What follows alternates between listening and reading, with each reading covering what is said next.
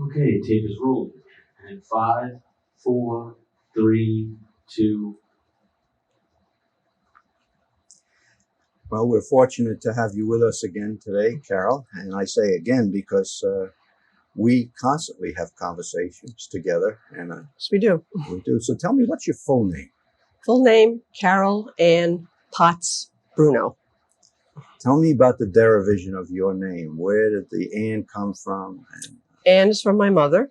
Her name was actually Antoinette, which she shortened to Annette, but everybody called her Ann. Carole, I think, came from Carole Lombard, and it is spelled with an E on the end. Popular star of, yes. I hate to admit it, the 40s. Okay. Potts is a Welsh name. My father's family came here from Wales in the 1600s, settled My in Pennsylvania. goodness. Wow. Quakers. Where did you say? They settled in Pennsylvania, came from Wales. They were Quakers. Oh, Quakers. I stepped on that line, so I didn't hear it. Yes. Okay. And then, of course, you're going to tell us about how you met your husband and how your name changed at that point. But do you retain your family name, your maiden name, as part of your name at this point? No. Okay. All right. Only on my alumni newsletters for college. Oh, all right. I still use that. Did you have a nickname when you were growing up, either in the family or among friends? Not really growing up. My mother just called me Cass sometimes. But when I went away to college, I knew that I needed a nickname. As a matter of fact, we were told we should send any nickname. Is that And right? I had always really wanted a nickname. So my last name was Potts. I was never crazy about people calling me Potsy because they were making fun of me, but I decided to adopt that. No kidding. And I took that as my college nickname. And actually, there were people I knew very well who for 4 years didn't know my first name, or they felt uncomfortable saying it. And I still keep in contact with some college friends who still call me Potsy. Oh, that's and I neat. signed the Christmas card Potsy, so they knew who I am. Now, you've told me that, or I should say, I know that you are, your husband and yourself are living at home with one of your children. Tell us about, first of all, your children, who they are and what they're doing, and tell us a little bit about each one of them. Okay, my firstborn is Victoria, Vicky. She works for Home Depot, and she just moved to North Carolina, sort of a sideways promotion. She transferred herself down there, and she's very happy. She went to college in State University of Buffalo, didn't graduate, got out at a time when Home Depot was just opening stores in the Western New York area, and she had worked for them for a summer and one Christmas vacation, I think, down here. So she got in on the ground floor as they were opening in the western and southern tier of New York. And she plans to work her way up through the ranks and, get into management. Right. Actually, right now she is a supervisor, but her next step would be assistant store manager and then store manager and then district manager. Sure. And so she's been with them a while then? 5 years, Yeah, be 5 years. Good. And my son is 21. He lives at home, and he is a car salesman for Toyota. He's been working for them since he got out of high school, almost 3 years, and he loves it. He really loves it. It's something I didn't think that he would do, but he evidently he likes it, and he does very well at it. His former customers give him good recommendations, and he hopes to own a dealership someday. He doesn't want to be a salesman forever. What are the ages of the My son is 21 and a half, and my daughter just turned 25. Okay. Now, I take it that they are both single at this point? Yes. Okay. All right. Do you get a chance to visit one? Well, you do with your son, who I take it is living at home with you? Yes, he is. Okay. So there's no problem seeing one another there, even though he may be busy. Well, he's working 50 or 60 hours a week, so we don't see him.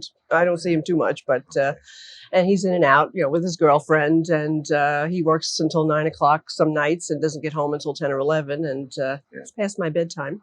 How often do you get to see your daughter then? Oh, we talk on the phone all the time, but once every couple of months. Well, now that she's in North Carolina, I don't know. We're planning a trip down there in a few weeks, great. We'll see where it goes after that. Okay. Tell us about Greg.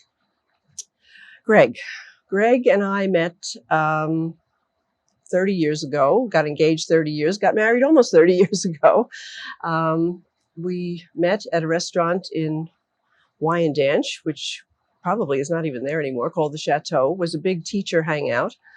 And actually, I was introduced to him by a cousin of mine. And 3 months later, we were engaged, and 3 months later, we were married. That was all in 1968. He's one of the good guys. Yeah. When I met him, he had just started working for the Long Island Railroad, and he just retired from the Long Island Railroad after 30 years, 2 years ago. You had just started working for the Brentwood School District. Right. Well, I'm a little older than he is, so he had 2 years. Let's see. He'd been working for the railroad for about a year and a half, and I had been working here for, I think I was going on to my fifth year of teaching. And we've, as I said, we'll be married 30 years in August, and we've had a nice life together. That's great. Tell me, are there any traits that your son and your daughter have, either in terms of personality or talents or abilities, that you know have existed in the family or your husband's family before, certain identifiable family talents or gifts that you see that they manifest? If you know what I mean. You follow what the question? Maybe a little more specific. Okay. Well, maybe on the side, there's an interest in music or an interest in sports or an interest in, I don't know, hobbies or something that... Are there any other salesmen, to be specific? Were there any other salesmen or business people oriented towards business? Not in sales that I can think of. No. All right. The family, let's see, your father's family has been here a long while. Right. In that family, as a family of Quakers, what were the occupations or the pursuits of the family years ago that you happen to know about? Most on my father's side were manual laborers, I would say. My father worked for Republic Aviation for years to his retirement. And in the mechanical aspect? Yeah, he was worked on the assembly line. Okay, fabricators and he was stuff. Always very good with his hands. I believe his father, I didn't know him. My paternal grandfather died before my parents were even born. I think he was a carpenter, but I'm really not sure. Well, see, I didn't really hear too much about the him. craft end of it, the working with your hands. But he was, as I understand, a very good musician, self-taught, played the organ at church, sang. My father was not a trained musician, but my love of music came really from him. He started out just liking classical music, and then when he died and I went through his record collection, it went all over the place. Wow. I mean, light rock, country music, things that I never thought that he would really listen to. As a matter of fact, now sometimes I'll hear a song on the radio, and usually an instrumental, and I'll say, my father would like that. He would invite me over and say, where do you hear this new record I got? And he'll say, well, I know that. I hear it on the radio all the time. And it would be something I wouldn't expect him to be listening to. But you have a love of music, though. I like music, and I did play the flute. I wasn't really very proficient, but I played the flute in junior high and high school, and never played again after that. Were you one of those people who went to concerts in concerts, the 60s? Because that has become a big thing.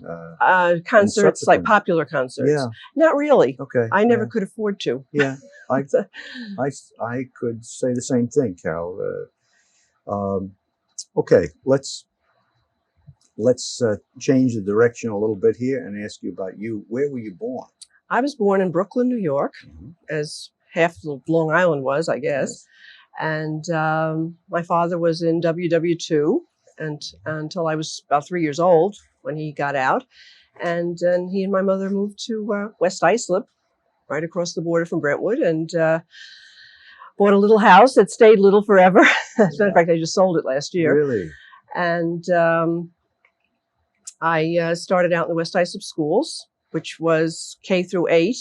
But when I was in 7th grade, they started adding a year. Our students went to Babylon High School, as did all the other Babylons went to Babylon High School also. And as I said, they added a grade every year, and so I went K through 12 all through the West Islip schools. Okay. Earliest childhood memories? Earliest. Well, I have some really early ones, like having my tonsils out when I was 2.5. I do remember that. But I remember moving to Long Island. By the way, was that a traumatic kind of memory? A lot of crying. A lot of crying. But then a lot of Jell-O. Yes. We moved to the island when I was 4. And I remember it was a cold November day. We had no car. We didn't have a car for probably 7 or 8 years after we moved out here, and which was really isolating. Yeah. And we moved on the moving van. I think we were scheduled to take the train and to Babylon and then take a taxi, I suppose, to the house. And the moving men had room in the truck, and we sat. One of the moving men sat with the furniture, and my mother and my father. I sat on my father's lap before seatbelts, before safety restraints, and I remember the driver giving me his big gloves. There was no heat, I guess. Yes. And yes. Moving out from Brooklyn and pulling up to the house, and the girl next door, Kathy Gifford, I'll always remember her name, Yes. was sitting on the stoop, I guess just waiting for people to move in, and we became very good friends. And that's one of my earliest memories. Yeah, that's a nice memory. Unlike the other early memory. Right. Where were your tonsils removed, by the way? Do you know what hospital or where? I think it was like an eye, ear, nose, and throat in Brooklyn, place in Brooklyn. Yes. Yeah. Okay. Do you remember some of the early movies that you went to see as a child? Not You have as a any memories child, not really. Okay. I know. I was just thinking about this the other day. Gone with the Wind is out in the theaters again. Yes. I've seen it in the theater. Mhm. I think it's played only 6 times in the theaters, Mhm. and I saw it when I was about 8. And I remember seeing it at the big Bayshore Theater with the crystal chandelier and everything. And I think my parents and I walked there, which was quite a hike. And This was in the period when you didn't have a car? I think so. Yeah, I think right. that probably would have been. And I only remembered maybe 2 parts of the movie until 1976 when it came on television. Isn't it? And well, I had read the What were book the 2 in parts between. that you remember? I remember the little girl dying after jumping with her horse. Yeah. And I remember her sucking her thumb and Rhett Butler asking all the little old ladies of the town in order to ingratiate himself to them what he should do about her sucking her thumb. And they said to use quinine. Those are the only 2 things I remember from seeing it as a child, because I was a child. So I guess What that's about why. the Walt Disney movies, the early ones? Well, I guess Bambi. And actually, I remember seeing Snow White. I think I was in my teens then, but I still loved it. Okay. Yes, sure. Your mother's mother, now, the Potts family. Right. No, the Potts family would be my father's. I'm sorry, you're that's right. That's my your mother's maiden family name. are Serpicos. Serpicos. Right. No relation to Okay. the Tell Cop- me about the history of, what you know of your mother's family. Okay. My mother's parents were born here, of Italian descent. My great-grandfather was born in Italy, I think in Naples. I was never really clear on that. Okay. I knew him as a young child. I remember him playing the accordion. I remember his birthday was the same day as mine, October 28th, and he lived to be 97. God bless. Yeah.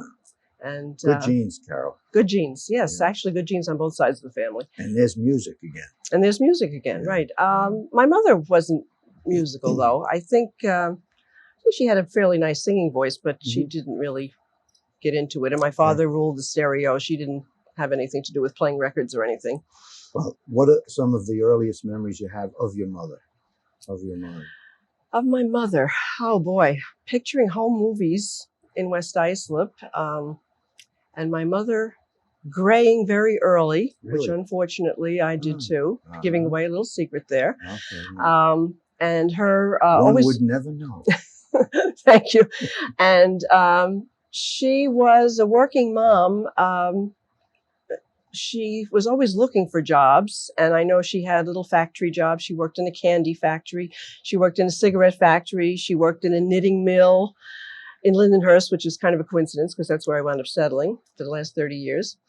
And then probably my early teens is when she started getting into secretarial work, which is what she had done before she married my father. Okay. And then she did work at the Long Island State Park Commission for about 20 years, and she did retire from there. She worked in the payroll department. I see. Okay.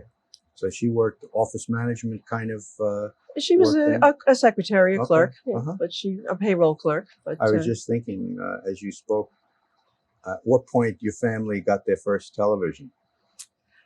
let's see, it was a hand-me-down from a richer uncle who was upgrading from a 10-inch screen to a 17-inch screen or something. It was an RCA Victor table model, which was about this big, with this little tiny blue screen, beautiful wood. I think it was probably early 1952, 51, something like that. Would I Love Lucy have been running then? That would have been running, Yes. although my father didn't care for that. So, he pretty much determined what we watched. When you mentioned your mother working in a candy factory for a while. Victoria Sweets. Okay. And that's not why we named our daughter Victoria, by the way, but she used to bring home all the cracked chocolate and everything. She didn't work there for very long, but it was very nice. Yeah. I thought of the Lucy sitcom segment. That's probably what my mother was doing, something like that, packing. And then she was packing cigarettes. She must have appreciated that one, though, if she had seen it at the time. What about your earliest memories, Carole, of your dad? Somebody who was always busy around the house, trying to make things better, building things. My mother was a pack rat, which again, I discovered more so when I had to clean out the house. So my father was always building cabinets to house things, to put the stuff in the cellar, in the garage. But he was just always busy. We had a coal furnace when we first moved in, and he had rigged up this big screened thing that you would throw the ashes against to save some of the coals that hadn't burned. And I was always helping him hold a piece of wood that he was sawing to make something. Those are really my earliest memories of him. Now, as you just mentioned that, it occurred to me that we are contemporaries. We were born about the same time. How do you think the fact that the Depression had already occurred affected you in your life? I think it made me frugal because my parents were frugal. I didn't appreciate it at the time, of course. I mean, I wanted things just like the children today do, only they seem to be getting them, and I wasn't. So it's a big difference. But my parents definitely were part of the Depression and the Depression mentality, which seems to strike some people of their age group, but not others. But I saw it again in cleaning out this house. My mother never threw anything away. Anything that she thought could be used again, even though it wasn't, it was just taking up space. And I'm trying to break that mold. I find myself turning into my parents sometimes. And I said, my mother would do that. Why am I doing that? You haven't mentioned siblings. I have none. Okay, so you're an only child. I'm an only child. How do you suppose that affected who you are today? Well, maybe in a not so nice respect. I think it took a long time for me to learn to share. I really think that's a big part of being an only child. In my case, I don't know about other only children. I've heard that it makes people very responsible. I like to think so. Yeah. I think my father, as I said, he was away when I was in the war, and when he was in the war, and he didn't really know me until I was 3. And I think he appreciated me more when I was older than as a child. And your father didn't see you until you were already 3 years old? Right. Oh. Well, I think he saw me when I was christened, but then he went off and that was it. But I guess I was around adults a lot, so maybe that made me more responsible. I think he wanted me to be an adult even when I was a child. I guess that's the easiest way to say it. But I think we had our battles, of course, as a young teenager. I was quite rebellious with him. But I think as I got into college and then got out and was working and everything, I think he liked me better. I guess that's the wrong word, but I think he respected me more, and we got along much better as when I was an adult. You related in a different way, obviously. Sure. What branch of the service was your father in? He was in the Army. Okay. Did you know what theater he was in? Did he see any active service? My husband would know all of this. I Okay. know he was in, I'm going to call it the European Theater of Yes, Operations. okay. Is that right? I know he was near Normandy, just before Normandy, probably in England. He was, I guess the most interesting thing was that he was 36 years old. Actually, I guess he had turned 37 when he was drafted. He was drafted. And that was, I guess, the oldest, Sure. pretty much the oldest Yeah. that they were taking. He was not too happy about it. I would imagine. He was in the service and ready to be shipped out when my mother was pregnant with me. Oh, boy. And that kind of thing didn't happen later on Yes. with Yes. other wars and so Mhm. forth. And I wish I had paid more attention to all his war stories because, There were war stories. yeah, Uh-huh. when the 50th anniversary of the ending of the war was happening, and I was reading all this in the paper, I said, gee, I probably should know this, or my father would know this. I could share Yes. that with him now. And of Yes. course, now he's gone. So Yes. I wish I had paid more attention. Well, it really is an object lesson to a lot of people who still have their parents with them to talk and question. Right. Because there comes a point where it's too late to do that. Mhm. What was your life like growing up? You have some memories of 2.5 years old, but Mhm. your father was away. Any memories of what it was like during the war growing up? No, No. no. Any memories, early memories of just what it was like in the family, being an only child and other extended family? Well, as I said, West Islip was the country then. So other than my friends next door and maybe up the block, we just hung out together and, played in each other's houses and played in the street and played in the woods. We didn't have playgrounds around the block. We didn't have manicured parks. We played stickball and hopscotch and jump rope and all those kinds of things. Mhm. And I guess it was fun. Mhm. Mhm. When these same children who lived next door moved away, actually they went to parochial school and I went to public school, so we didn't have all those school type memories together. But as West Islip grew, I started meeting other kids who maybe were 6 or 7 blocks away, or places that we could ride our bikes to, and so forth. But for the most part, I was home with my parents, and no, we didn't have sleepovers or anything like that. It was I was pretty much a loner Were you a reader? outside of school. I was at one time. Again, West Islip didn't even have a library at one point, yeah. so I used to take school books out of the school library. Okay. Then coincidentally, I wound up working in libraries as a way to get my way through college and everything. I went through, I guess, what everybody goes through. When you're in college, you read what you have to read, and really didn't read for pleasure too much until probably within the last 10 or 12 years. You just make time. When you can finally read all the things Right. that you wanted to read.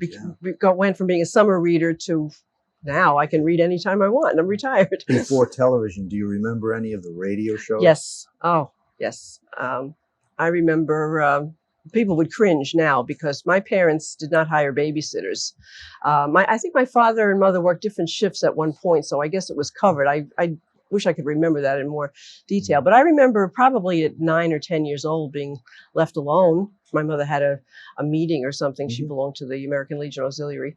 And all the instructions, locking the door and so forth, but listening to the radio and listening to the scariest things, the Shadow, and it was one about the FBI. I don't know if it was called the FBI. I think it was. The Lone Ranger. Well, that wasn't very scary, but there were mysteries. Yeah. Mr. Keen, Tracer of Lost Persons. Right. I remember that. Shouldn't be admitting that. Tom Mix, I can remember. I don't remember Tom Mix. Oh, okay, you weren't. Well, I remember hearing about him, but I didn't listen to him. And variety shows. Edgar Bergen and Charlie McCarthy were on the radio, which Fibber McGee and Molly, and it was something about "Can you top this?" I don't know that. Yeah, I heard of that. And soap operas. I think my mother used to listen to a few soap operas on the radio, which I never really watched soap operas on TV until I was in college. One of my college roommates got me hooked on one. The radio was a babysitter. In a sense. Yeah, just like that TV is now, and people criticize it. But it's a different life, but it's similar Right, in right. many ways.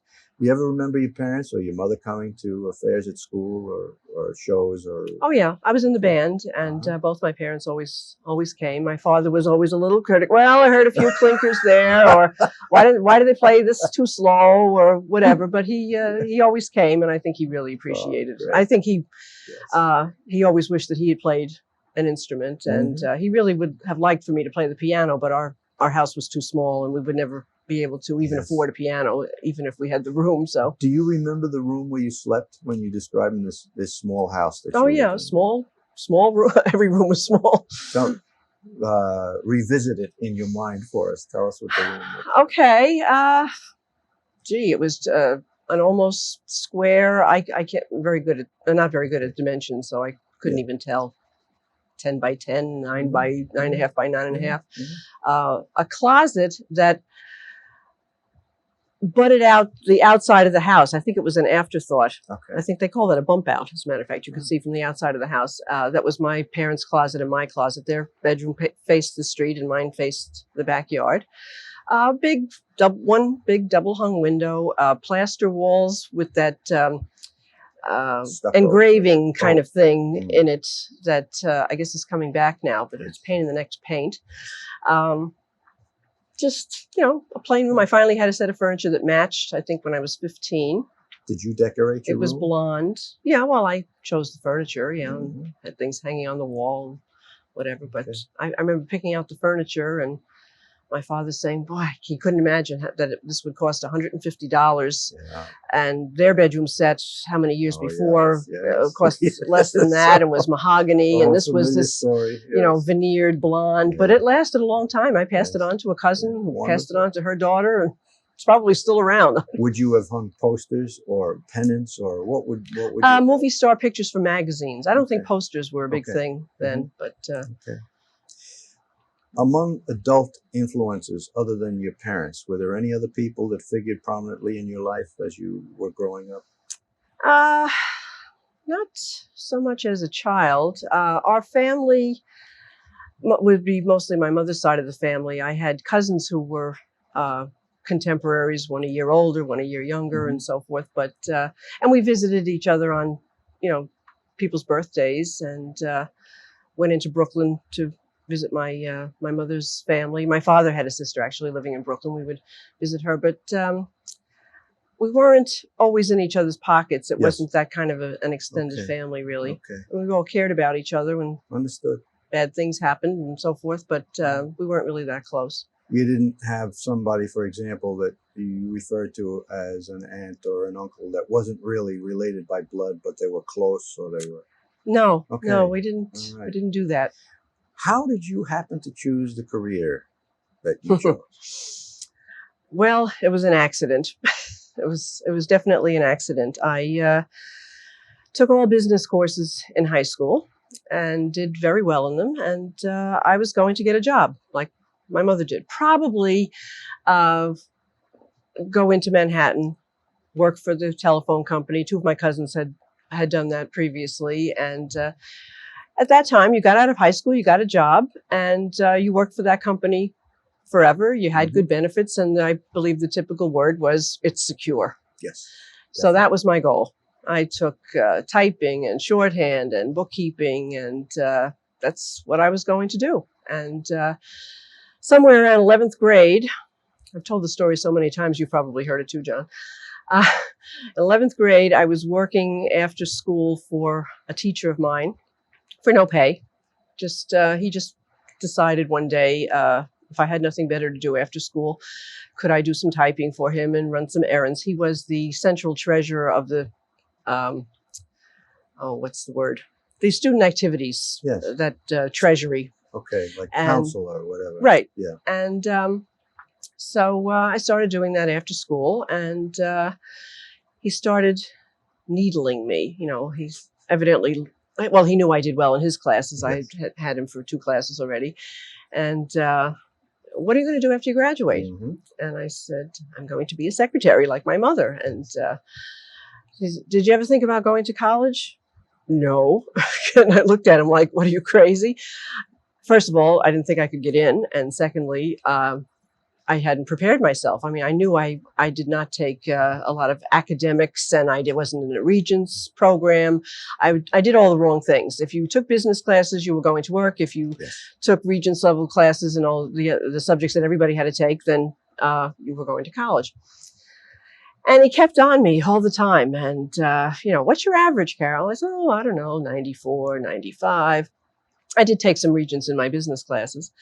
And I really think you should look into going to college. And I said, there's no way I could go to college. What would I do? I mean, first of all, my father would have a fit. College is not an expense that he had prepared for. He and my mother. My mother was working too. And I don't even know at what point the spark finally ignited that I think it was something like, do you want to spend the rest of your life behind a typewriter? Which is kind of ironic because I spent my life on the other side of the typewriter teaching typing. But I said, well, what else would I do? I mean, and at that time, I looked through my yearbook, under the girls' pictures, what are your goals? What do you want to be? Airline stewardess, nurse, beautician, teacher.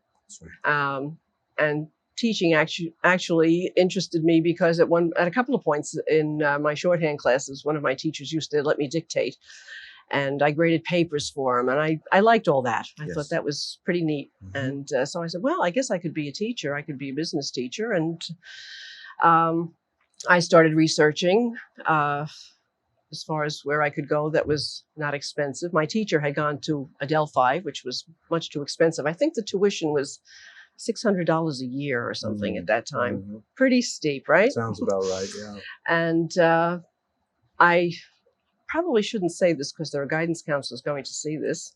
My guidance counselors advised me to go to Catherine Gibbs Secretarial School and take shorthand and do more typing. And that was not what I wanted to do at this point, because now I really wanted to go to school. So I did find on my own and through this teacher that the State University at Albany, which was State College for Teachers, that year, my senior year in high school, it was probably still called State College for Teachers, that the State University was tuition free at that point. And if you were a business major in high school and wanted to teach business, really all you needed was a high school diploma and a high average. So I went for the personal interview. I got in and managed to graduate on time, and had a job waiting for me here in Brentwood when I got out. I've never taught anyplace else except student teaching. That leads to, of course, another question, which is perhaps down the line here. I'll jump to it now. You say you had a position in Brentwood waiting for you. How did you make the Brentwood connection? Okay. In college at that time, all during your senior year, you checked with the placement office. And prior to that, you filled out, I can't remember what it actually looked like, but there was no such thing as a resume. You filled out all these forms, and somehow the placement office made a packet for you that was called your credentials. And that was sent. Then you would find leads. They would find leads. You, I guess at some point you indicated where you wanted to work. And I knew that I wanted to teach on Long Island. And you would check with little cubbyhole mailboxes outside the office all the time, and you would get leads. And my college roommate, who was from upstate New York, she wanted to come down here also and teach. And she did work here in Brentwood also for 2 years. And she was in Albany while I was down here student teaching in John Glenn High School in Elwood. And she called me and she said that she got a lead to Brentwood. And I said, oh my God, you don't want to go there. All the things I heard growing up in West Islip about Brentwood, I said, I don't think it's a nice place. Now, I know I had been in Brentwood because when my grandmother was in a nursing home, I probably didn't even remember the name of the town at that point. It was kind of a blank space before I put the town and the school district and everything together. And then, lo and behold, I guess through the mail, I got a lead to Brentwood. And I had been lining up interviews for my roommate and for me during our Easter vacation. She was going to come down. And her last name was Vanderbilt. And she seemed to get leads for a lot of other places on the North Shore and whatever, where they wanted to know if she was the Vanderbilt and what her parents did. And her father was a rural letter carrier. Her mother was a teacher. And she and I scheduled our interview for Brentwood the same day. And we met at what is now the Ross Building. It was just Brentwood High School then. Yes. And then she went off to West Junior High with her, whoever, I don't remember who it was, who would have taken her over there.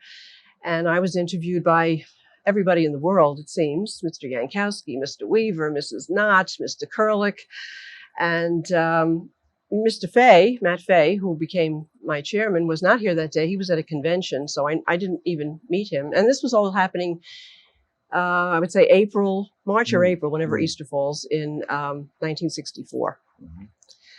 And I was very impressed.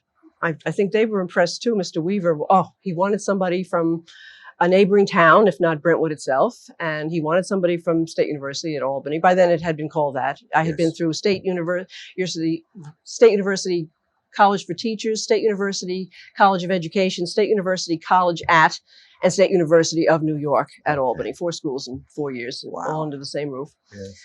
And he wanted me. He said he was going to have 2 openings, and he wanted somebody with typing and shorthand. Turned out there were 4 or 5 openings because the Sonderling building was under construction.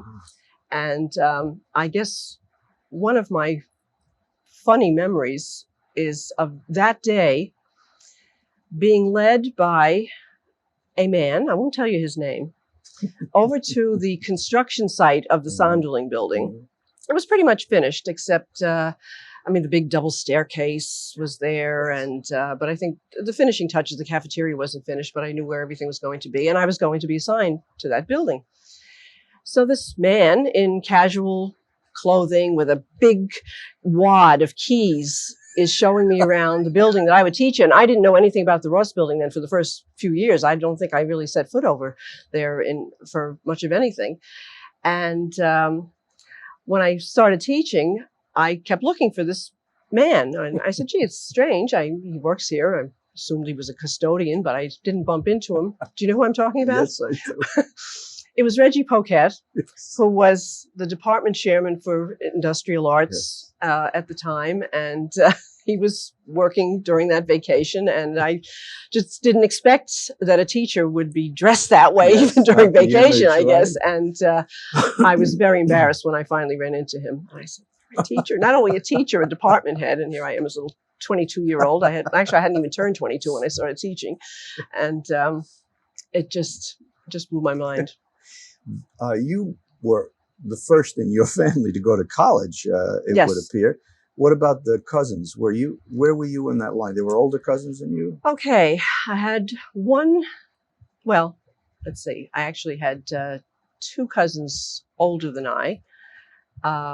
One was in the Korean War and went to school under the GI Bill, but not college. Okay. He was into catering, restaurant management, whatever. He lives in Las Vegas now. My oldest girl cousin was one who probably should have gone to college too. She and I, same thing, shorthand, typing, accounting, everything in high school. And it just wasn't going to happen. And she worked for the phone company for a number of years. People watching this will remember what it was like, though, to be a woman and to the expectations of what you would do at that time in the 50s and the 60s. Thank God, very different. But even with college and my career, I still thought, actually backtracking, going into college, at that time, most people said, well, you go to college also to get your MRS, well, that didn't happen. And then, okay, I'll teach and I'll probably work for 2 years, get married, have children, and then it's something you can go back to. My father liked that idea. Once I had just won him over to going to college and becoming a teacher, it's something that you can go back to. And it's again following upon the Depression, secure. Right. Yes. And obviously my father had no objection to women working. Right. So, but it's, the path didn't go that way. I started teaching. I taught for a couple of years and got married, and we didn't have children for several years. And I did take leaves, and actually I took off about 1.5 years with my daughter and almost 2 years with my son. And And I did have a job to come back to. Actually, if I had Yes. taken off any longer, I think I would have probably been on the excess list. So yeah, everything it did work fell into out. It took a place. little circuitous route, but But it it worked was a out. teacher who was instrumental Yes. in affecting your path from that point on. Right. Neat. It's neat. You mentioned before that you had childhood friends that you still, you had a relationship with for many Right. years following that. Can you tell us who they were? I have one girlfriend, Joanne, who I met when we were in the 4th grade, 1951. Mhm. Gonna have a big 50th celebration in 2001. She doesn't know it yet. She and I met in the 4th grade. She came from a family of 4, so it was always great to go to her house. Well, actually, there were only 2 others. Her mother had a baby later in life when we were in, I don't know, maybe the 7th grade. I guess it really wasn't that late, but she had 2 other siblings, and we always had a good time over there. And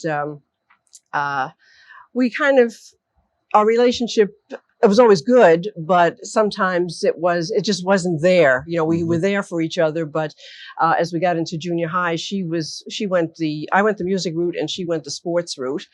And so she had other friends, and we would really have to make a date, Yes. to get together, because she was always much busier than I was with the sports and everything after school. Then, of course, I had a job after school my senior year, and we weren't in a lot of the same classes during high school.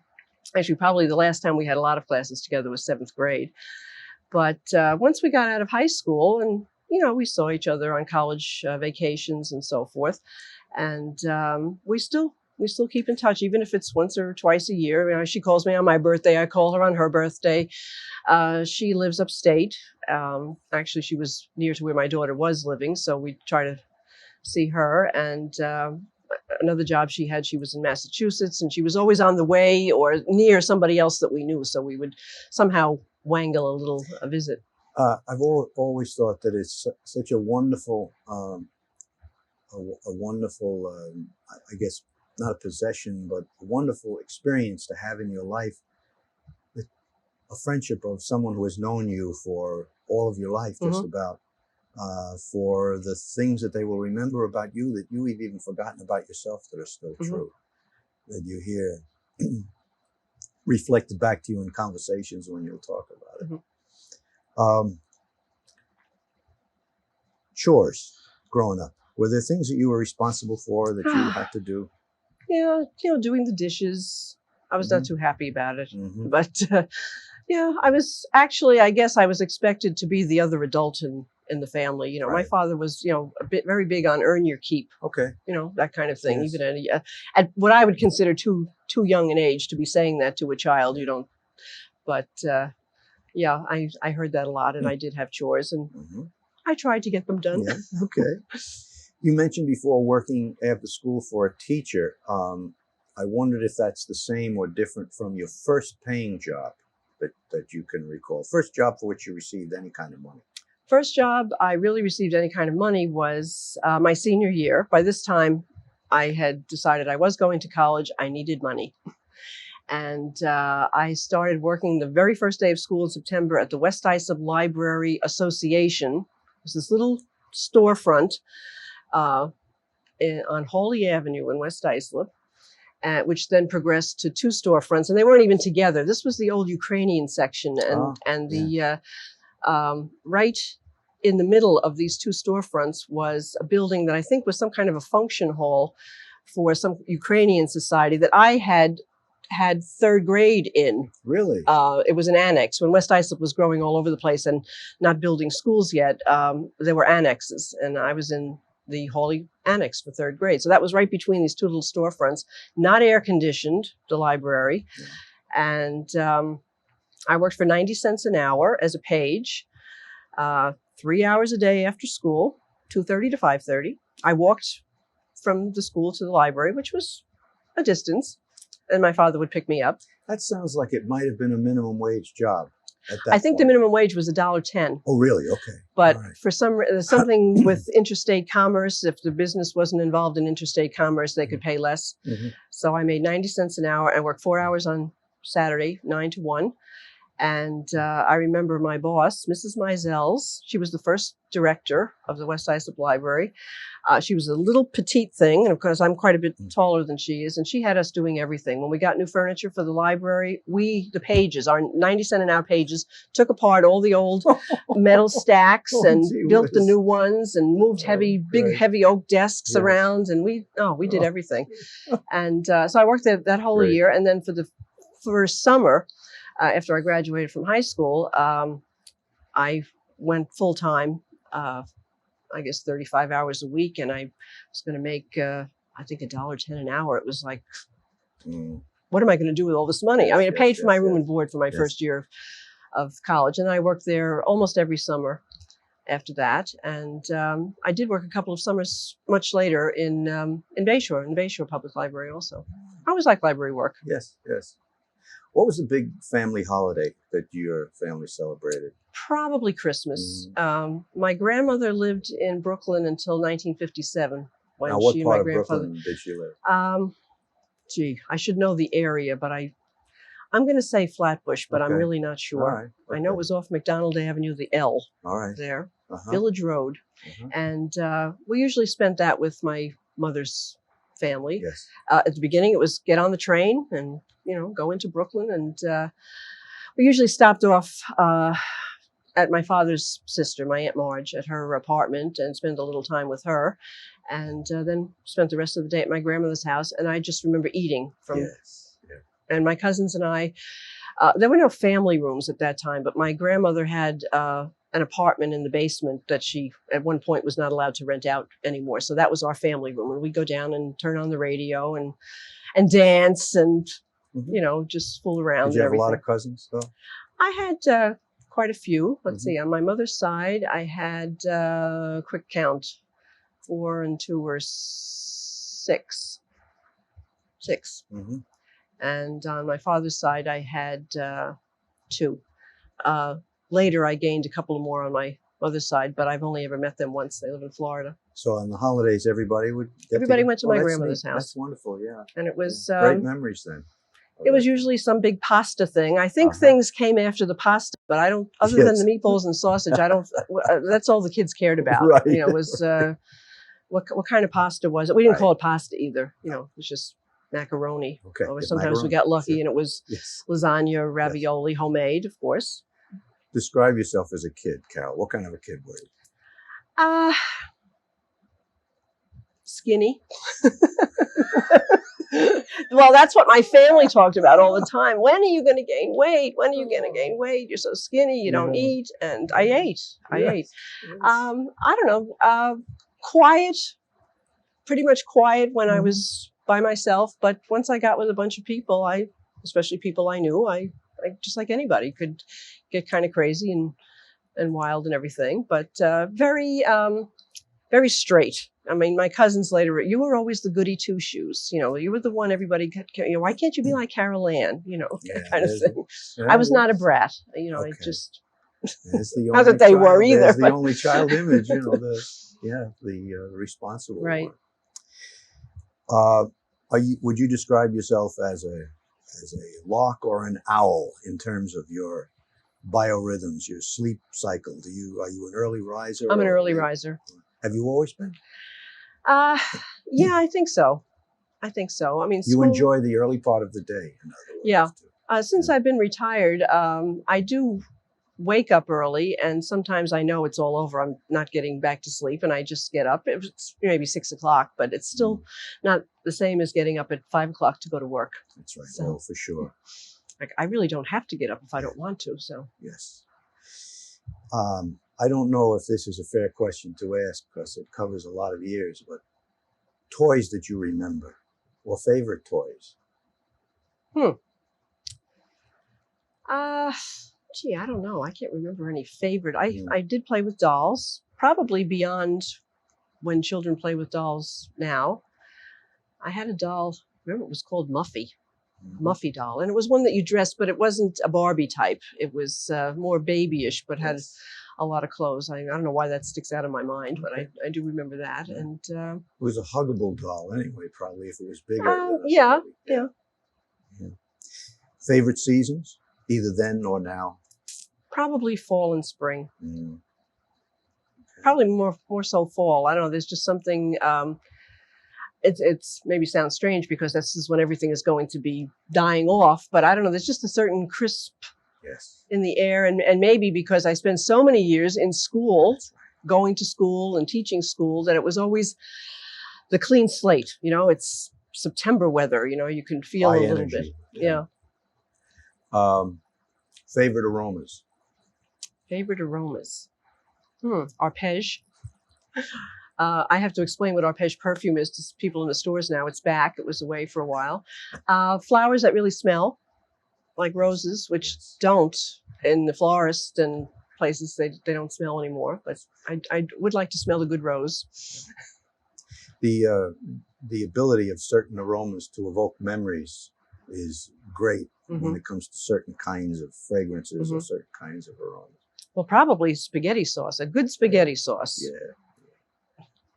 I remember an aroma that we don't enjoy anymore because it's not around is burning leaves in the fall. Right. Yeah. Not allowed. My father did a lot of that. I guess I do remember that. Yeah. Do you remember the first day of school?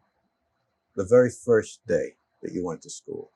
Like for kindergarten? Yeah. No, okay. I don't. But I do remember going to kindergarten in a taxi cab. Do you? Yeah. Because I think to get a bus, you had to be in first grade in West Islip. I don't know, it was just a crazy rule. They either had too many kids or they were too spread out, or I don't know what the story was, but I remember having to take a taxi. And I guess I lived the furthest, and which I guess looking back on it now was under 2 miles, and picking up two girls whose mothers actually taught in the West Islip School. And I guess maybe looking back on it, they had to leave at a different time from their mothers. And they actually lived on the same street as the school. But I remember picking them up and going into the West Islip Public School. You're talking about aromas as we were a moment ago. I don't know about you, but I can remember a particular aroma of a children's library that I can still evoke memories if I walk in and pick that up in an old library where there are a lot of old books. I guess there's maybe a mustiness or you've answered this question, but I'm going to ask you to do it again in kind of chronological order for us. And that is the schools you attended from the first school to Albany, all the way through. Okay. Kindergarten, first, second grade was the one building that was in West Islip. It's now a senior citizen center, beautiful building. It eventually became the Higbee Lane School, but it was just West Islip Public School, K through 2. Third grade was the annex that I spoke about. Fourth grade, back at the main building. Fifth grade, another annex on Parkwood Road. It had been, I think it was home for priests at one time. It was a mansion. We just said we were going to the mansion. That was the annex for fifth grade. Sixth grade, what you would now call the all-purpose room back at the West Islip Public School was partitioned into 6 classrooms with walls, I'm going to say maybe 7 feet high. It was great for throwing things over. I remember that. And I remember I had Mr. Hendrickson, and my girlfriend that I spoke about, Joanne, was in my class then. But the first new elementary school in West Islip was opening midway through the year someplace. And Joanne went there. So I don't know how many kids were in my class to begin with, but it must have been a lot. And she went to the new building, which was then called the Secatog School. West Islip named their buildings after Indians. Now I see they're naming them. They've taken away some of the Indian names and have renamed them. That is now the Paul J. Ballou School. He was a superintendent of schools there. As a matter of fact, I went to school with his daughter. But and then every other year, it seemed another school was opening. So that was at 6th grade. 7th and 8th grade, still in the West Islip Public School building. 9th grade, went to the Secatog School, which was now 7th, 8th, and 9th grade, but we didn't call it junior high for some reason. And then so the year that I would be in 9th grade there, West Isa only went as far as 11th grade. The 10th and 11th grade would have been in the West Isa Public School building. And then finally in 10th grade, the West Isa High School, junior, senior high school opened on Higbee Lane.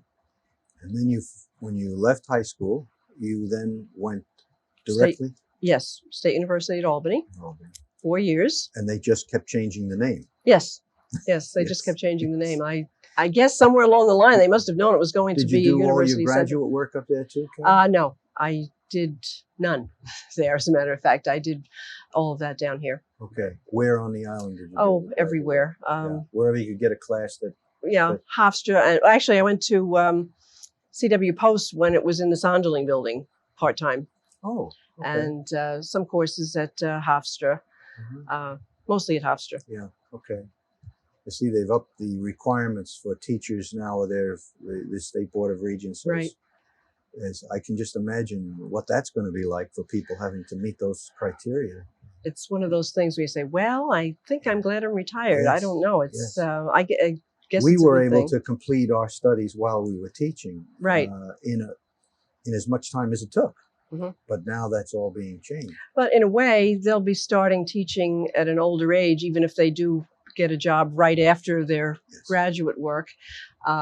Whereas we were very young. Yes. As I said, I hadn't even turned 22 when I started teaching, and it was kind of scary. I had a senior homeroom, and that's right. They were 17, about to turn 18, and I was almost a contemporary. Yeah. Wow. It was quite something. Did you maintain contact with any of your either primary teachers or secondary teachers? Just the one that I spoke about, who was instrumental in my becoming interested in college. His name is Jack Russell, and he retired from the West Islip School District a few years back, and I do see him. I do, once or twice a year. I still see him, and he knows when I call that I always say, "Am I getting you at a bad time?" Because he knows we're going to talk for a long time. What were your favorite subjects in school, or your least favorite subjects? Well, elementary school, I guess I liked math and spelling, which was a subject then. Mm-hmm. I liked everything. I liked elementary school. I liked pretty much all subjects. Social studies was never my long suit later on in high school. I liked English. I liked grammar. I liked the grammar part of English. Even in high school, I had the same teacher for 11th and 12th grade, and boy, could I diagram a sentence. That was her long suit, and it was my long suit. I loved it. Do you think kids miss not having that today? Because that's not emphasized today, is it? It's not, and it's a very logical way to learn grammar, and I think that I think it should be taught. Yeah. Really.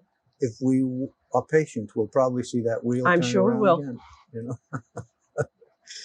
Again, you mentioned before that when you first came to Brentwood in the mid to late 60s, as I recall. 1964. 64. Oh, middle. Okay, 64. There was a negative media image that had preceded your arrival. Now, once you came here, what were your first impressions of Brentwood? What are they talking about? It just wasn't there. Yeah. It was still pretty rural or semi-rural at that time too. Yeah. What did you enjoy most about those first years in the district? Oh, outside of the kids, which, they were great. The new teacher party. I remember the new teacher party. I remember district-wide teacher activities, like the Teachers Bowling League. I was in that for years. I met people from all over the district that way. And my college roommate, as I said, who taught in West Junior High for 2 years, she was on it with me too. And I met people from West, and she met people from here. And I was an early BTA delegate, so I got to meet people at those meetings. And there just seemed to be a camaraderie in the whole district. The new teacher party was... I think supposed to be just BTA delegates and the new teachers, but everybody went. Yes, of course. And we always had a very good time. Sure. And it was also, we had a big crowd who met at the Brentwood Country Club on Fridays. And from there went clubbing. We didn't call them clubs. I don't know. We just went, I don't know what we call it, singles bars. I don't even know. We don't know if we had a name for them, but we usually started out at the Brentwood Country Club. You could get a buffet for $1 and play a round of golf, all for the same $1. And from there, we went to the Villager in Babylon. It's not the Villager anymore. We went to the Colony in West Islip. That's a florist shop, I think. And, just had a great time. Friday night was all the places were teacher hangouts. Even this place where I met my husband was a teacher hangout, even though I met him on a Sunday and it was not a teacher day. Friday night, when you were meeting people, you never asked, what do you do or where do you work? It was always, what do you teach? What do you teach and where do you teach? Because they just assumed you were a teacher. That was a time of enormous growth on Long Island, right. Brentwood in particular, but Long Island in general was growing. During the earliest, those early years, or 64, 65, 66, and so on, with whom did you work? And who did you work for? You mentioned Mr. Yankowski was here. Right. He was principal of the Sonderling building. Uh-huh. And Mr. Kurlick, Bill Kurlick, was principal in the Ross building. I really didn't know him very well. As I said, I really didn't have much to do. They were separate. They were really separate for the most part. And Larry Briggs was, I'm going to say assistant, the assistant associate principal of the Sonderling building. And the gentleman you just mentioned before we went on that you want to interview, Larry Brickman. That's right, Harvey Brickman. Harvey Brickman. Harvey right. Brickman, I'm sorry. Right.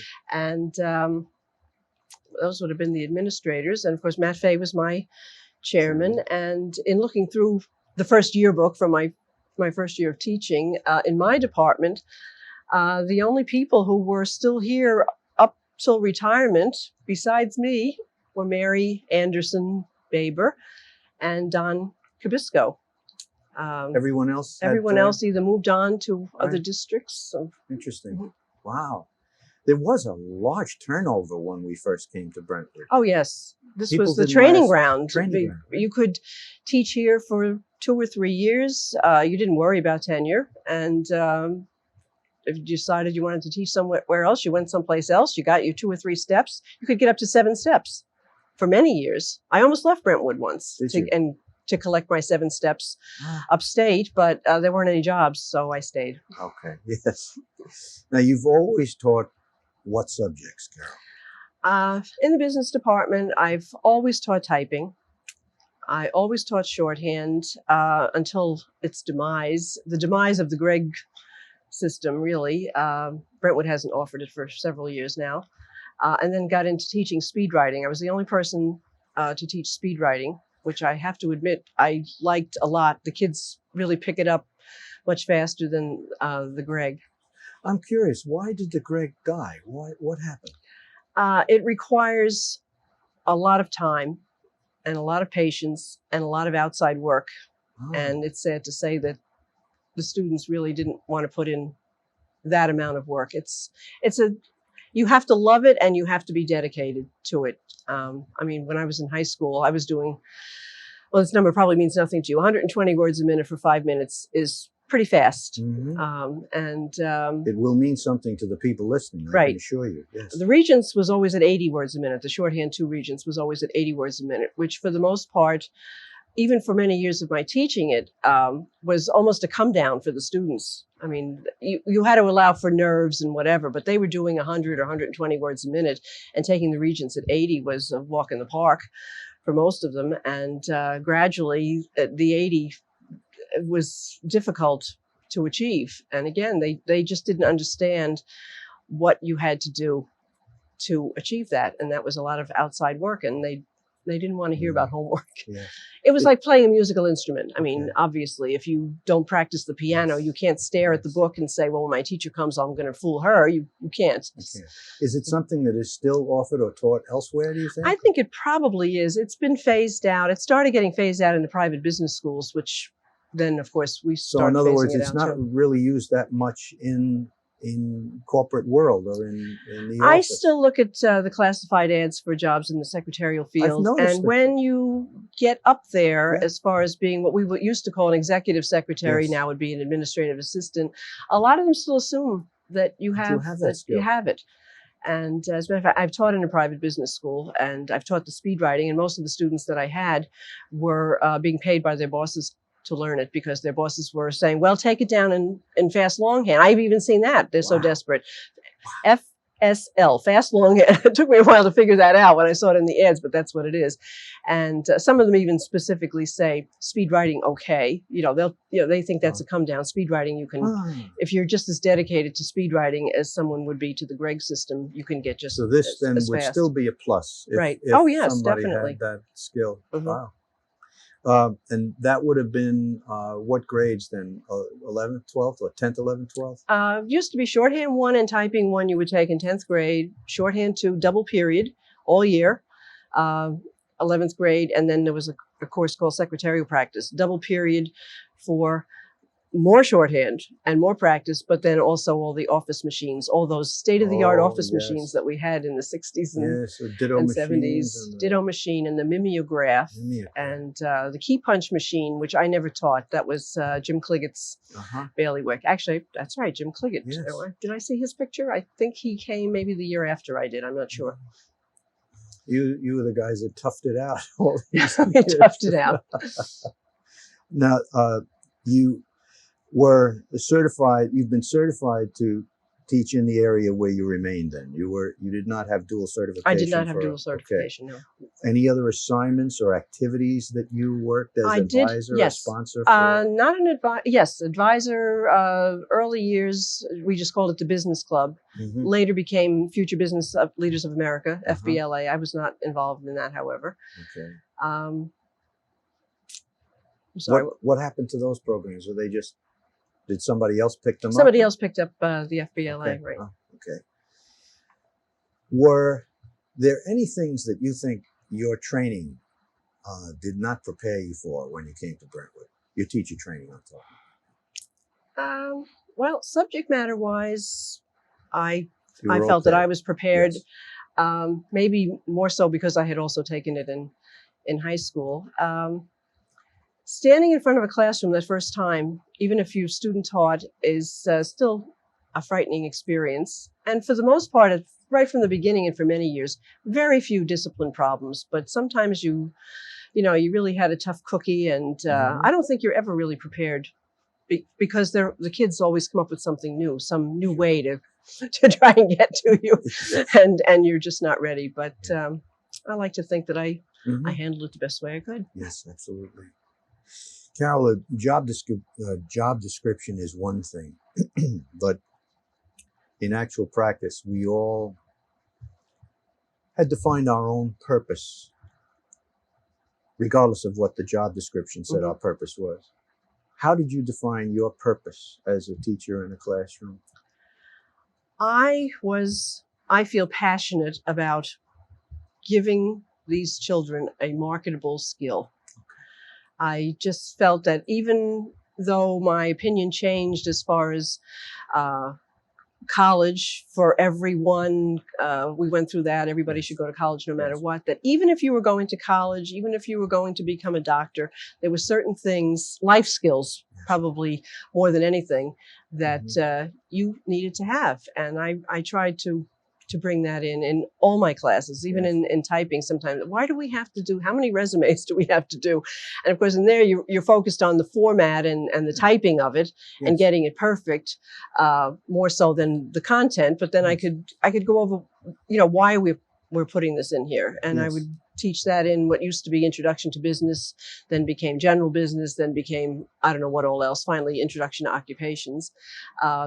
A lot of practical things that were not always in the textbook, if we had a textbook. Yes. Keeping a checking account and talking about credit and things like that, I tried to bring into all my classes, even the shorthand classes. If a letter that we were reading from the textbook happened to be about charge accounts or checking account and so forth, and I would digress and we would talk about those things. And sometimes they were really oh, she's getting off the track. This is good, you know. Yes. But I always felt, well, Yes. this is, if they're going to get it someplace, Yeah. let this be And it. you just reminded me that there was a period of time when we as teachers were very concerned with making things relevant, Right. because so much of the learning that we found when we came in Hmm. was abstract and was not Right. really connected to the youngsters that we were working I with. always felt my department's subjects were relevant. Yes.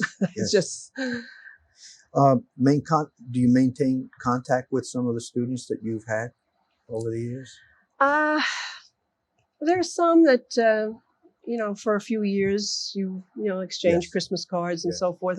I have heard from one who's living in California. We were supposed to connect in April. I don't know what happened. She Okay. was going to call me and it didn't Yeah. happen. But Louise Sanchez, you might remember her. She was the first full-time BTA secretary Oh. when they moved to the big building.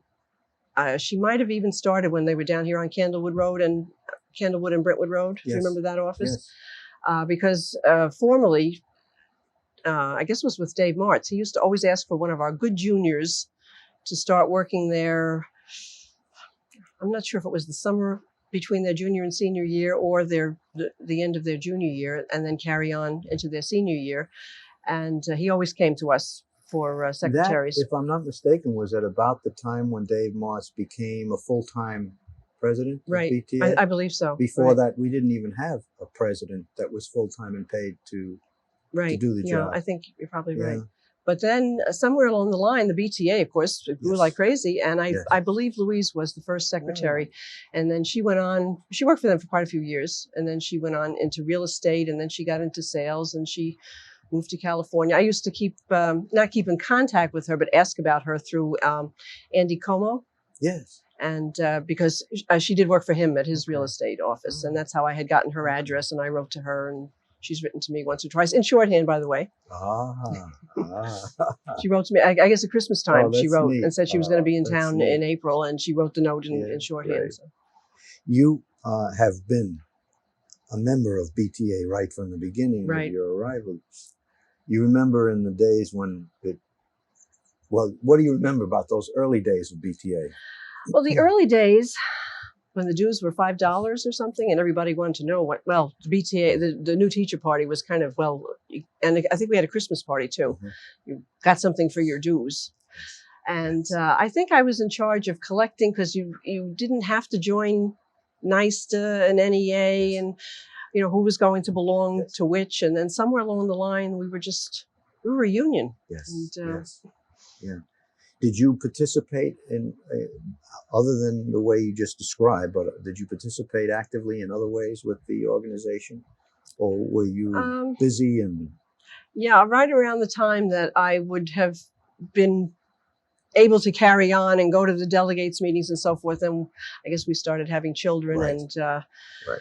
after school became a precious time, and Yes. for whatever reason, I never really got into it. I mean, I tried to help out whenever I could. We did our Right. little share of picketing and Right. I remember meetings those at days. Colony Hill. Yeah.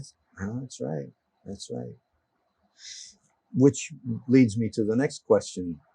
Since we eventually did affiliate with NISET Mhm. and the AFL-CIO, which was a controversial move among some circles at that time, has your belief in unionism changed over the years, given the perspective of history now that you look back and... yeah, I had a very negative view of unions from my father, I think, because he had to join the union at Republic, and they had a lot of strikes, and he really didn't want to be out on strike. I mean, they wanted to feed his family, and he really didn't have a very good view of them. And of course, when we've always been the Brentwood Teachers Association, and we always said we were an association, we were not a union. And then it seemed, like I said, all of a sudden, wow, we really are a union. It just seemed like such a gradual transition that just always seemed like a good thing. I know that our people were always had our best interest at heart, as far as I'm concerned, about salary increases and teaching conditions as far as class size. I tell people about that all the time, that Brentwood, we've never sold out as far as class size. And sorry to say, the district I work in has not said they can't say the same. So we certainly did see a change in salaries over the years. oh yes, $5,600 a year I started at. My students could never believe that. How could you do that? I said, well, you know, you Before always taxes, Carole. before taxes, yes. And out of the 5,600, I'm not sure now, first 2 years maybe, had to contribute 8% to the teachers' retirement system, which was a lot of dollars. And but I always have to explain to the students that but my rent was $60 a month because it was half of an apartment that I had with my college roommate, and gasoline was probably 23 cents a gallon, and all those old, in the olden days stories that they like to hear. I'm going to ask you the same question I've asked other people about the lovable characters that you remember from the early days in Brentwood. You mentioned one of them, Reggie, of course. Right. But there were many, many others in those days. And I wonder if you can help me remember some of the people that... Well, I know if I say people in the Sonderling building, and maybe the Ross, because I'm sure he taught there too, before the Sonderling building came into being, was Max Sparrow, who was chairman of the language department, and he was just a character. I have no idea now, looking back on how old he was when I was 22 starting out, but he always seemed old. Sorry, Max. And he was just a presence. He was a presence at the faculty meetings. He just filled the room. He had these funny little things that he said all the time. Of course, he taught German, which we don't even offer anymore. And the kids used to refer to him as Hair Tonic. And but he would get up at a faculty meeting, and he would get up. Most people didn't stand, but we would be crowded into the Sonderling Old Library. And we also, some of the administrators who were still around, they probably knew this. We used to have a pool on when the meeting would end, before we had this business of the meeting can only last an hour. It's in our contract. And we would get out of school at 2:30. My first year, we got out at 2:30, and we would meet, and it would be 3:30, and it would be 4, and it would be, so we'd have a pool. Well, we could always count on Max if we wanted a little more time, that Max would get up and lift himself up very slowly and have something profound that he wanted to talk about. Yes. But yeah, I do remember Max. Maury Burns was there. Maury Burns, he was a wonderful man. I was looking through the 65 yearbook.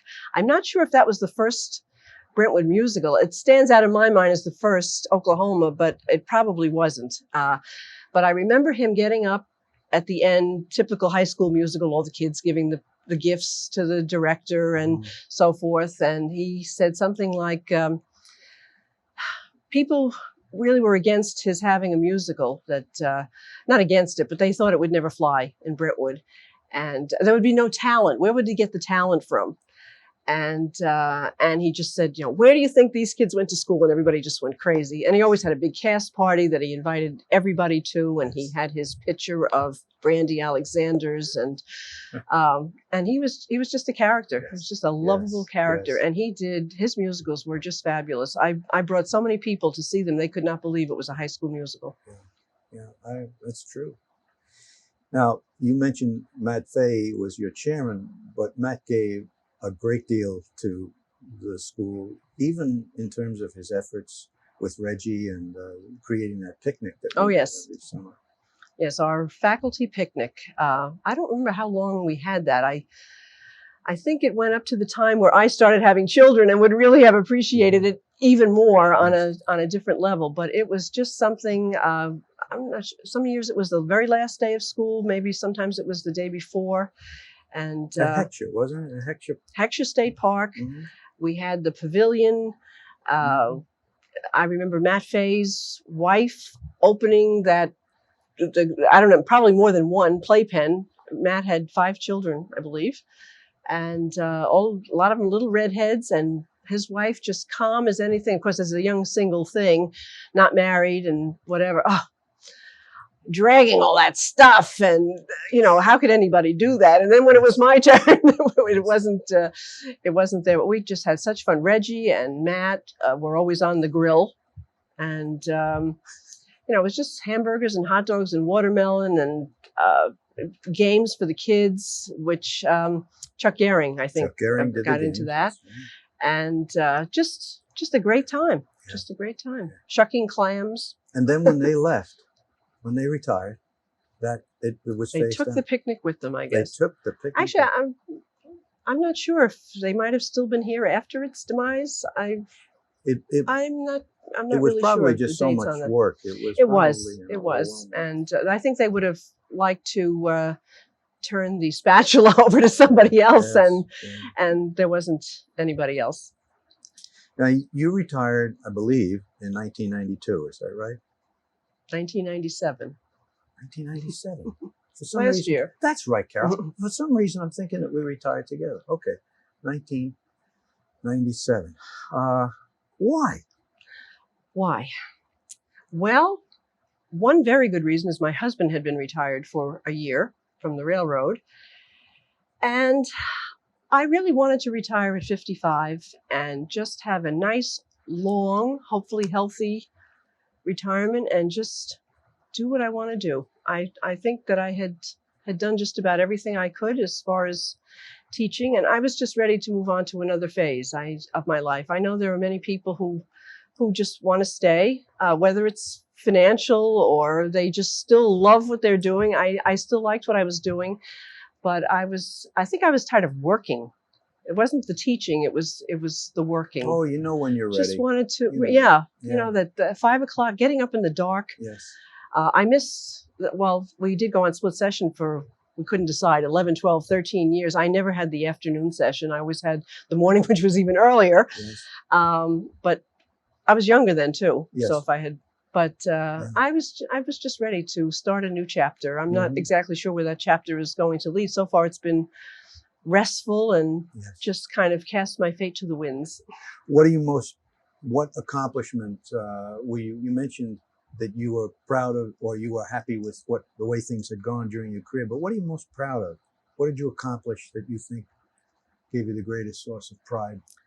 Well, I guess knowing, again, my goal was to give these children a marketable skill. I guess those few and sometimes far between letters that you get from the students that you told them something they should do during an interview, or they come back and say, you were right. The feedback, I didn't listen, or I should have listened more, but you were right when you said such and so. And that, I agree. That's even if it is few and far between, it makes you know that they were really out there listening.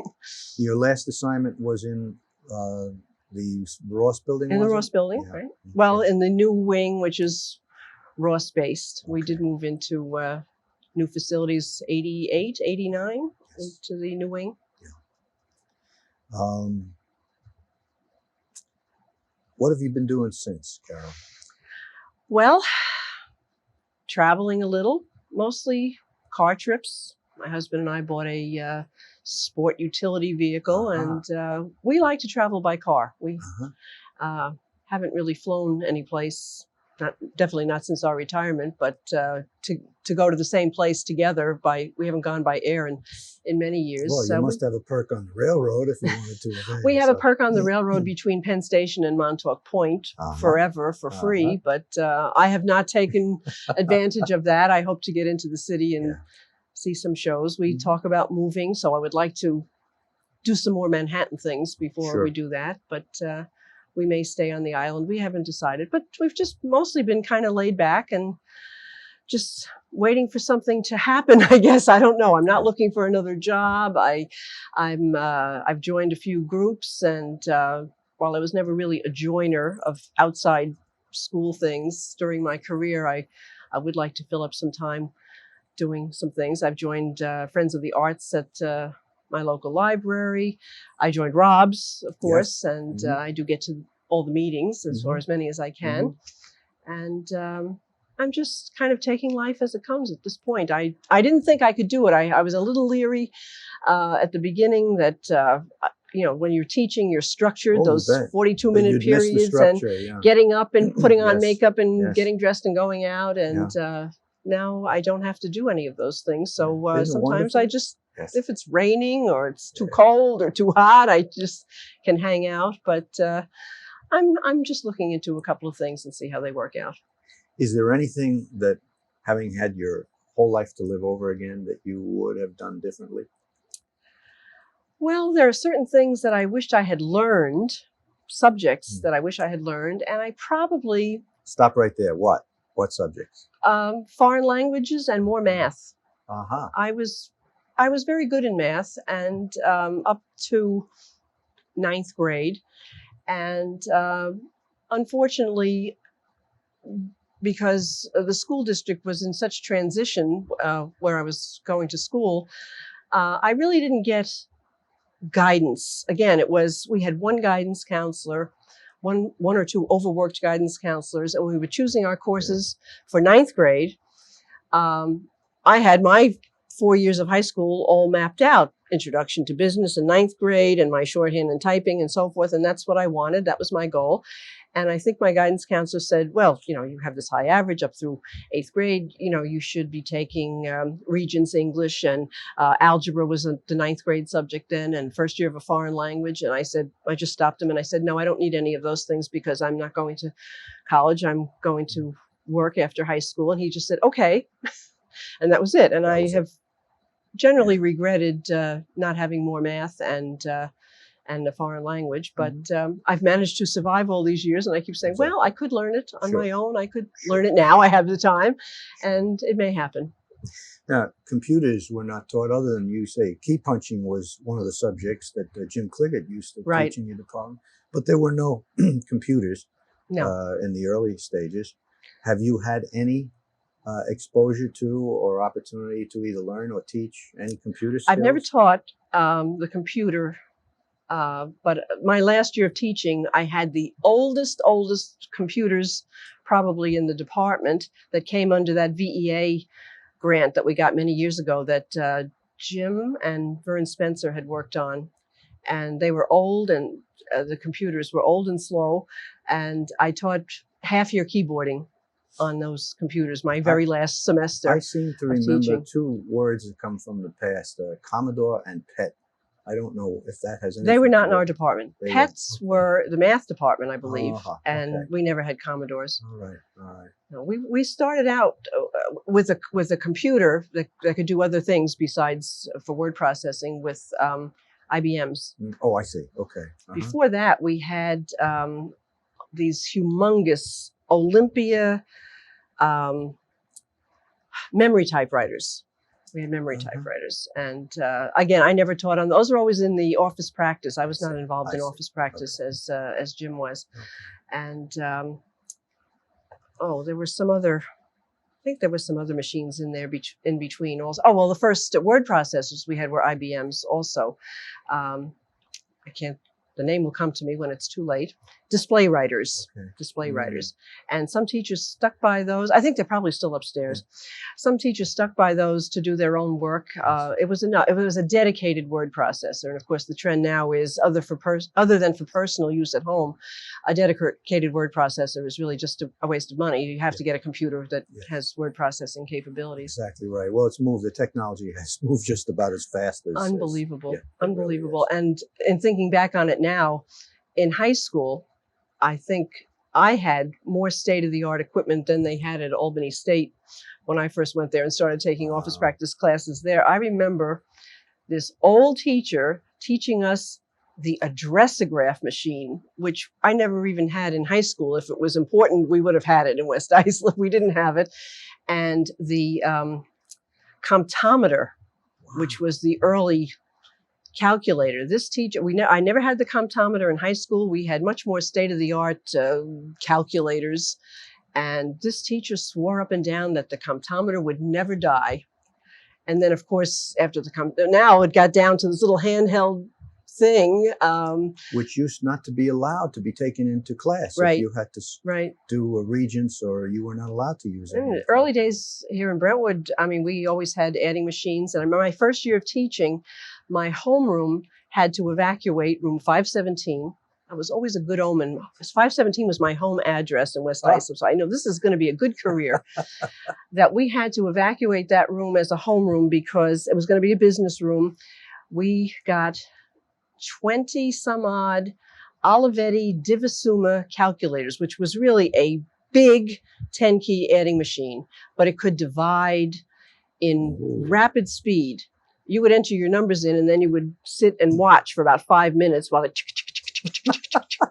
and printed out the answer.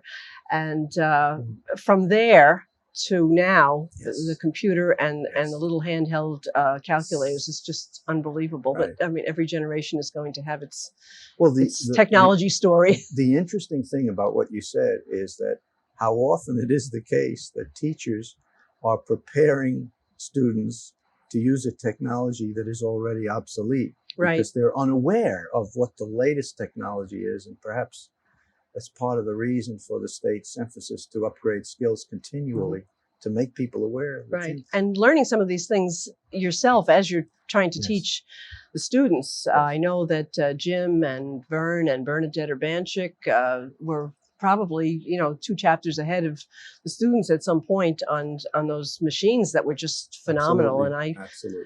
And I never had to teach on those, but I tried to at least familiarize myself with them And I as think much as I we'll could. agree that it's also one of the best ways to learn something yourself is to teach it to somebody else. So it Right. both parties benefit in that kind of a transaction. That's how I learned speed writing, by the way. I had Really? taken the course through BOCES, one of those 9 to 5, 5-day crash, learning a shorthand system that's as long in chapters and lessons and so forth as the Gregg system.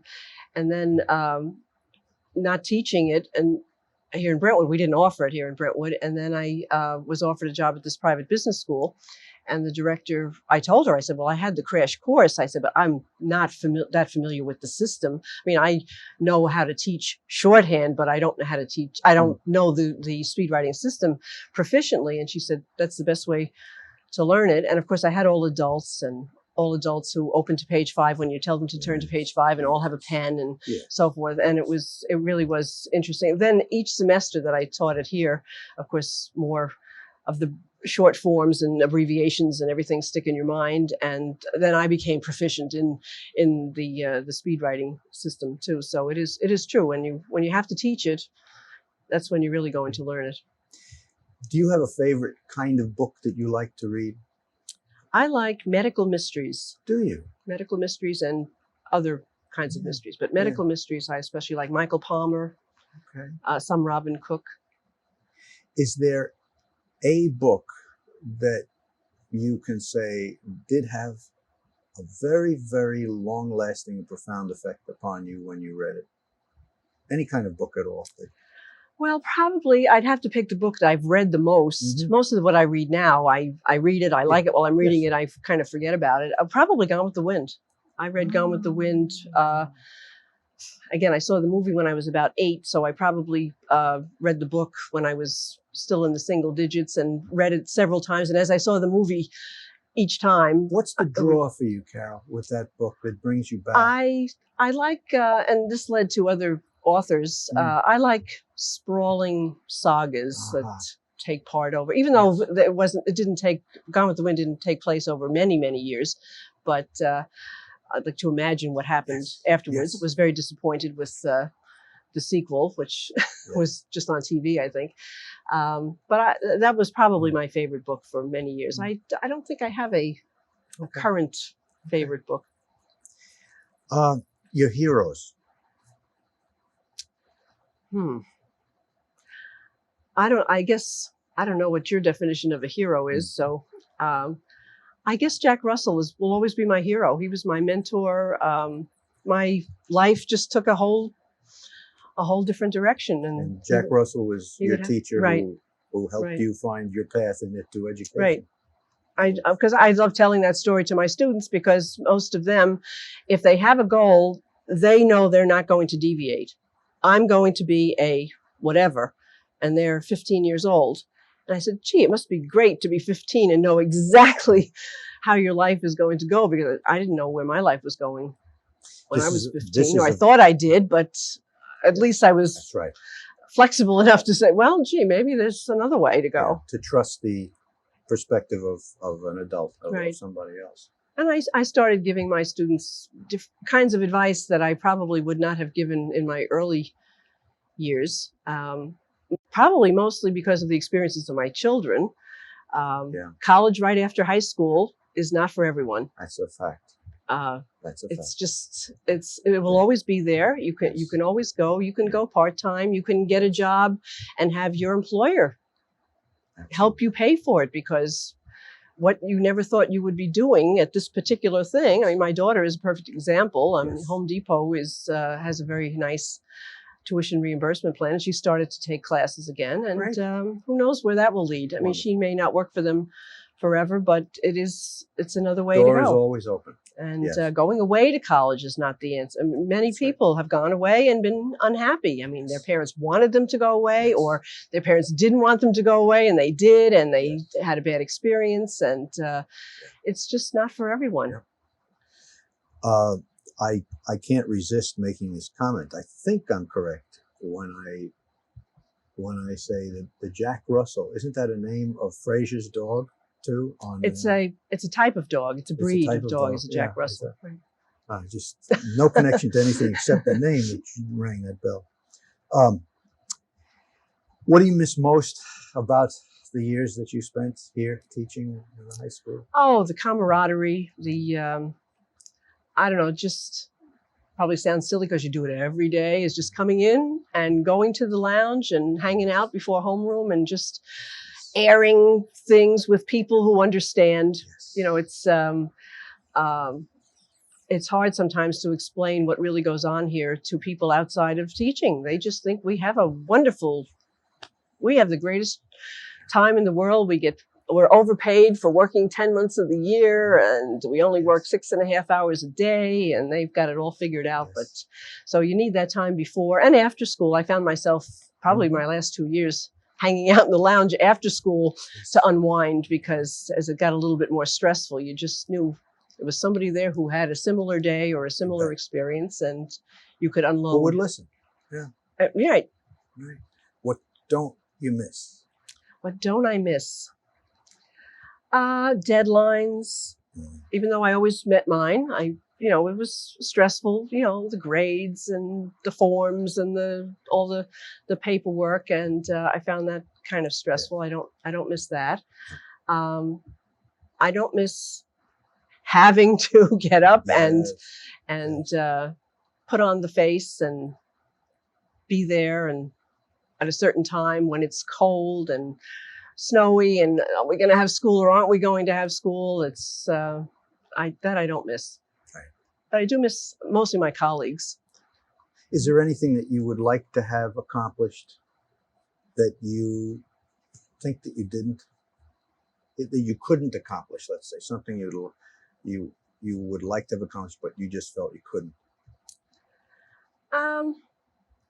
I think there's always in teaching you'd like to see how it turns out. Yes, sure. New things that are coming in. Certain kids, you'd like to see how they turn out. You don't usually get to find that out, but just different things that I know they're going to be doing in Brentwood next year. Little things like they're going to be, I think you told me this, they have to wear their IDs next year. Something that we had I didn't know that. Brought up many times. Yeah. And I don't know, a turnaround. Which leads me to another question. When we began to teach, or let's say when you began to teach in the mid-'60s, there were certain issues that were paramount in the country that faced all teachers and all students in schools, as well as facing the country. And those issues were different from the kinds of issues that kids and teachers and education faces today. What are the kinds of changes that you see ahead for teachers and for schools in general? Well, schools in general, I like to think that we'll get better.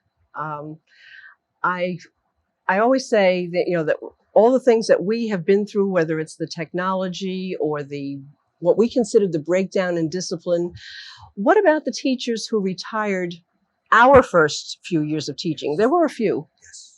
I mean, there were very few older people here when we came, but there were a few. And what did they think when they started teaching? Did they think that in 1964, when they were nearing retirement, oh, thank God, these kids, I don't know what's going to happen to them and so forth. And so I think it's just an ongoing, process. And right. Okay. I don't know how else to say that. Yeah. If you were to be asked by some of the youngest teachers who have just begun their careers in the district for a piece of advice from you who have just put in a whole career, what would you give them as some possible words of advice or counsel? Well, I think I would probably tell them to let the students always know that you are always their teacher, and that you deserve certain respect. And I think we had that when we started teaching, and I don't think that they have it the way we had it. That's just a feeling on my part. Students kind of size you up right away. Yes. You're nice, you're a pushover. If you're nice, you're a pushover, and so forth. And I used to be able to get off the track and fool around with the kids a little bit too, but they always knew sooner or later when she starts that stopwatch, or she's going to say, okay, let's get back to work, that they were going to do it. Now I think they just want to roll with it and just keep going. And they don't talk to the teachers the way our students talk to us in the early years. And I think we probably had more respect from their parents also.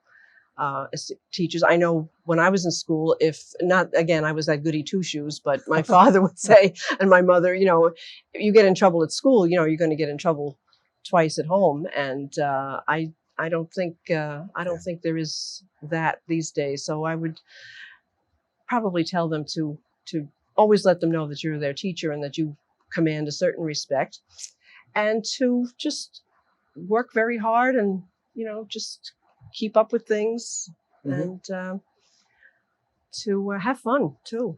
That's important.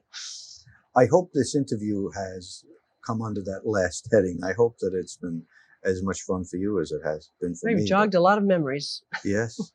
But before we finish it, I wanted to ask if there's anything that we haven't drawn upon or haven't mentioned that maybe you think should get some mention. Question that I haven't asked you, Carole, or something. I can't think. Again, I'll think of something, 20 minutes after this is over, but I can't think of anything right off the top of my head. All right. But then I suspect we have probably crossed as many T's and dotted as many I's as we're going to do. So I have but to thank you and to thank our audience for staying with us and for listening. And thank you, John. And I hope that we will be sharing many, many more good times together. Thanks, Carole. Okay, John.